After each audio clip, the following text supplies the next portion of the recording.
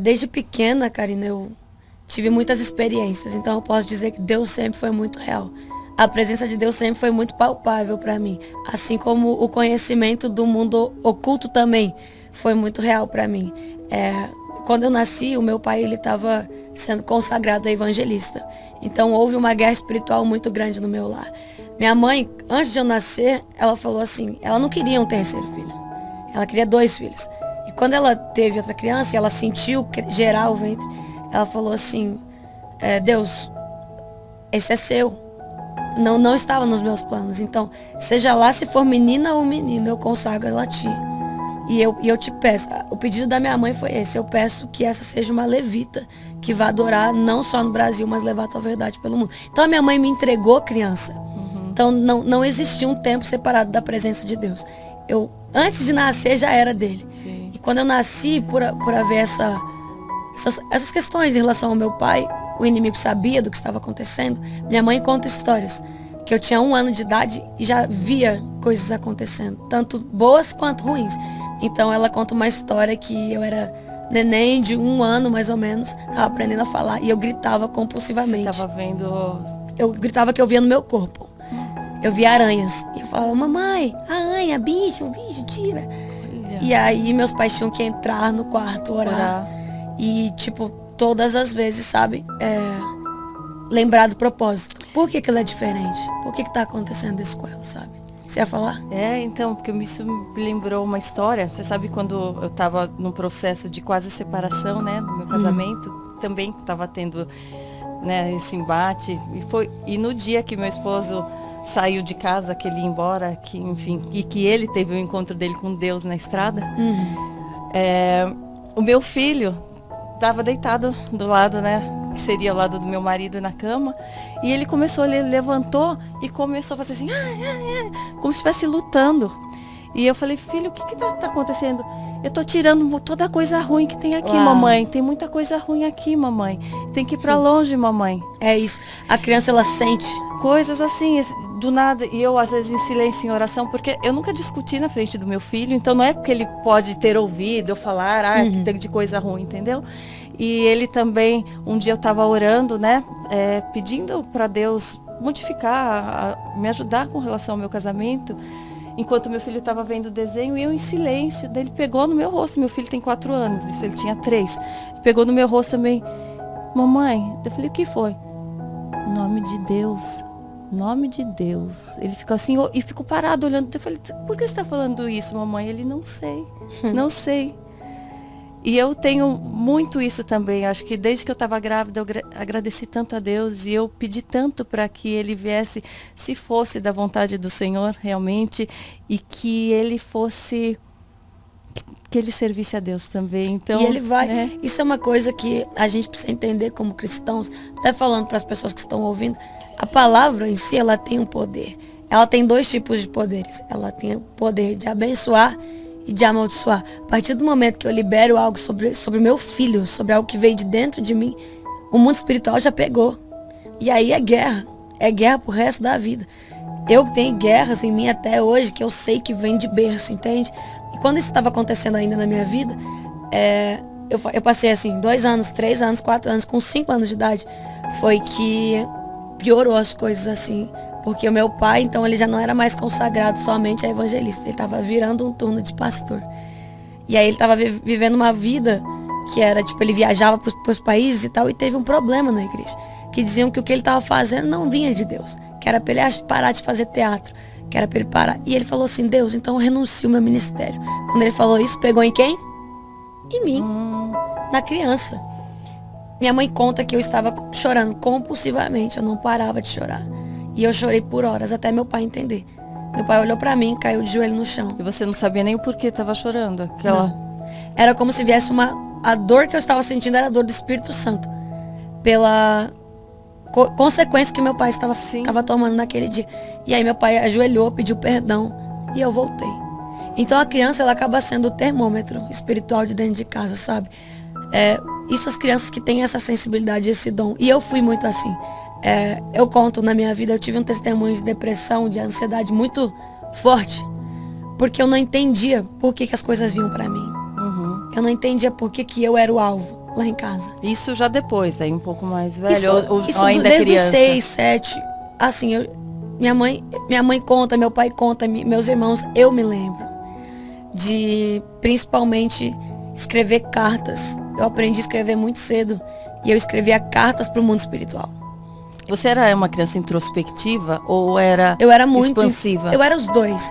Então quando eu estava com pessoas, eu parecia outra criança. Eu era uma criança livre, mas quando eu estava sozinha em casa, eu não tinha contato com a minha família, por exemplo.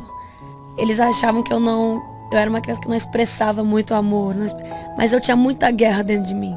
Isso foi muito louco, porque eu acho que eu nunca cheguei a falar tão profundamente sobre isso, mas tinha momentos dentro de casa que eu carregava assim o meu caderno e eu desenhava o que eu sentia.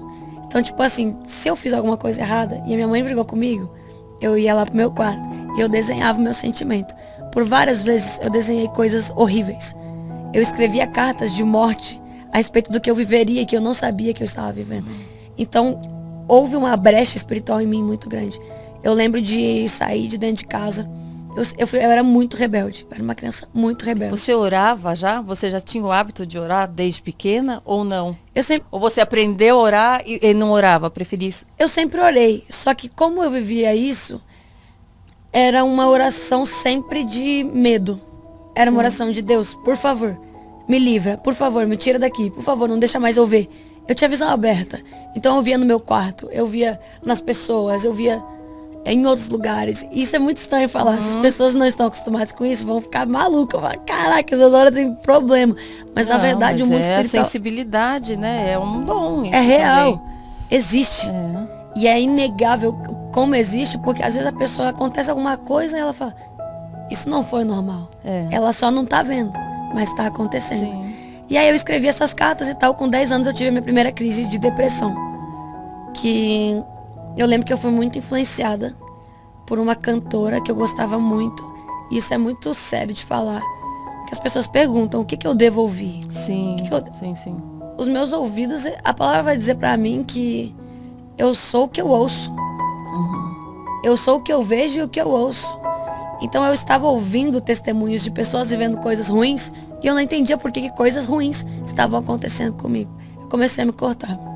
Você sabe que eu postei recentemente até sobre isso, de uma música que está sendo divulgada no TikTok e tal, no Instagram, até por crianças, mães colocando a criança para dançar, enfim. E eu até postei e falei, gente, vocês não percebem que a letra dessa música tá sendo de devoção a uma outra coisa, a coisa ruim e tal, né? E daí, o que vocês acham sobre isso? E, o incrível que pareça, a grande maioria fala, não tem nada a ver. Como não tem nada a ver, gente? É que eles estão normalizando. É porque essa é uma estratégia. E é uma estratégia muito antiga.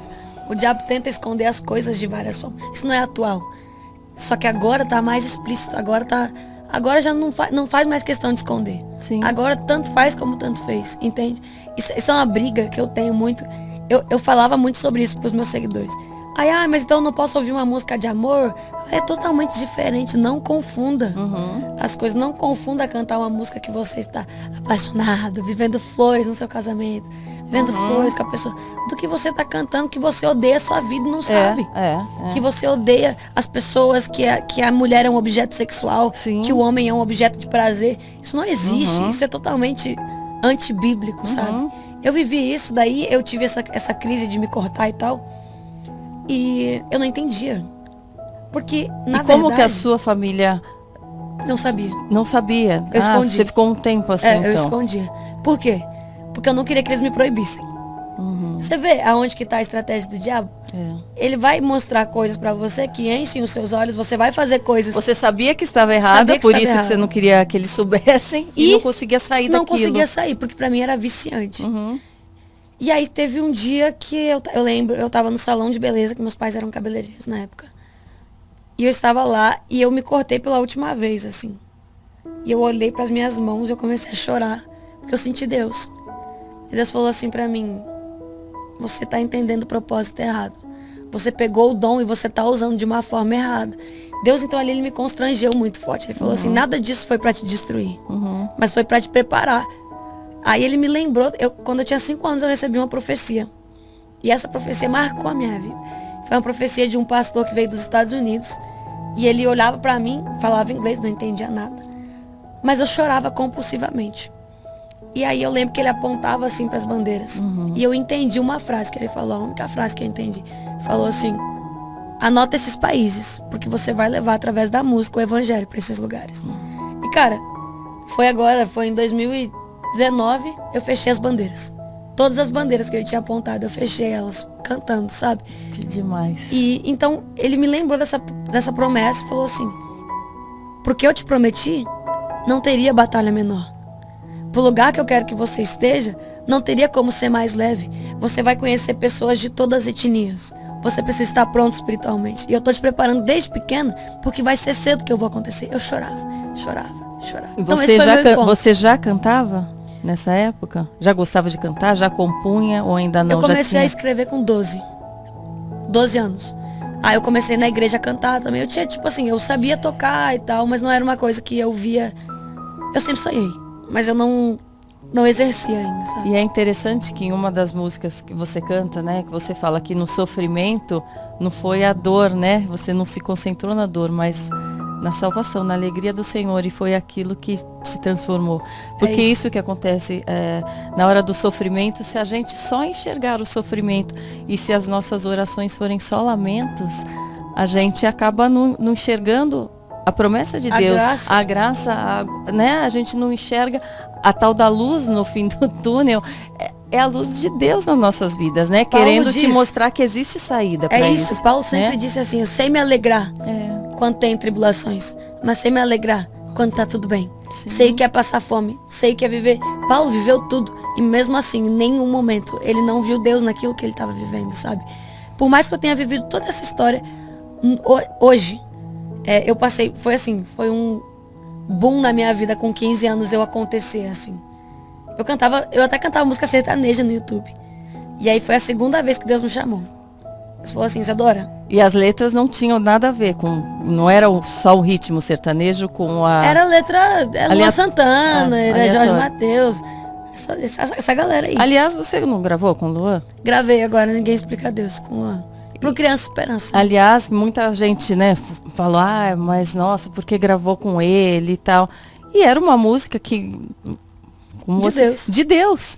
Então eu acho que a gente, eu não vejo nada de errado, gente. A gente tem que parar de ter esse preconceito, de sair do nosso ciclo, do ciclo só de pessoas cristãs, porque a gente tem que levar a luz para o mundo realmente. Como a gente vai ampliar a luz do mundo se a gente só ficar trancado no ciclo que já tem a luz, gente? Exato. Né? É uma oportunidade de você tocar almas através da música, de você se conectar com outras pessoas e fãs dele vão te conhecer e vão conhecer a palavra de Deus.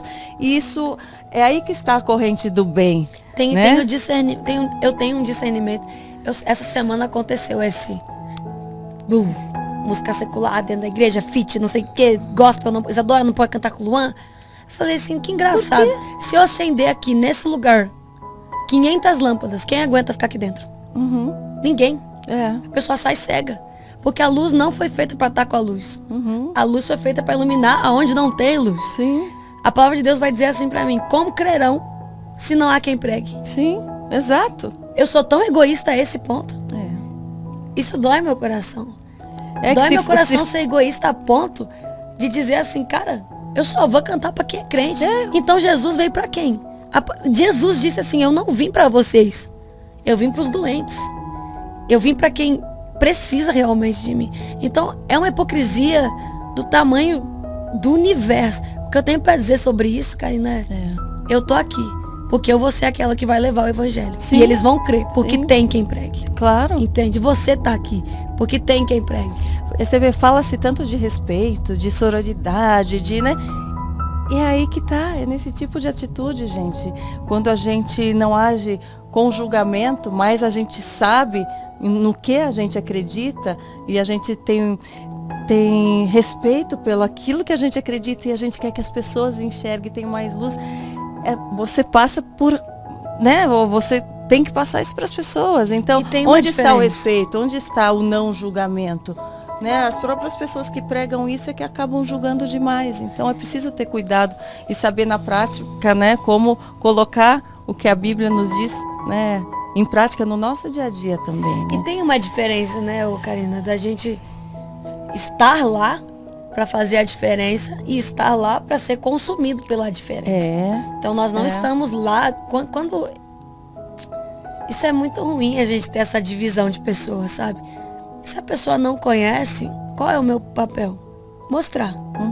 Agora, eu conheço, eu sei o que é errado, eu vou lá e ao invés de mostrar a minha verdade, eu compactar com aquilo que é errado, também tá errado. Sim, sim. Entendeu? Então é uma questão de tipo assim, gente, vamos ler, vamos estudar, vamos deixar o Espírito Santo convencer, vamos abrir mão desse papel que a gente sabe que quanto mais a gente julga, mais Jesus vai nos julgar. Então vamos ficar em paz? Sim. Vamos fazer paz com todo mundo? Gente, a briga era para que houvesse paz em Israel e a gente tá tornando o mundo um lugar terrível. Ninguém se respeita. Foi ontem, 2 dias atrás, eu tava na casa de uns amigos que não eram cristãos. Nem um pouco cristãos.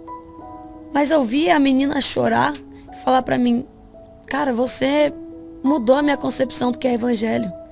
O menino, pra mim, todo dolorido, falando assim, cara, depois dessa palavra eu tenho vontade de voltar pra igreja.